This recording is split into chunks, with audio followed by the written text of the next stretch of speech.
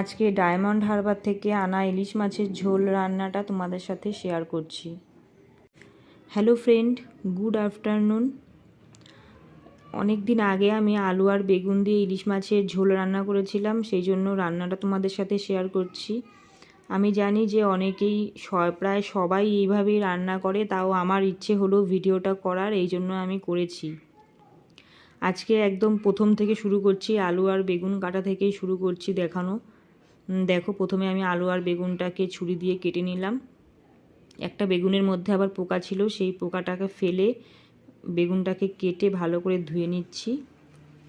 আর এদিকে মাছটা কেটে নুন হলুদ আর সর্ষের তেল মাখিয়ে রেখেছি। মাছটা আমি ভাজবো না, অনেকে এটা করে, অনেকে আবার ভেজে নেয়। তেলে প্রথমে সাদা জিরে ফোড়ন দিয়ে আলুটা ভেজে নিলাম। আর এদিকে মশলাটা করছি।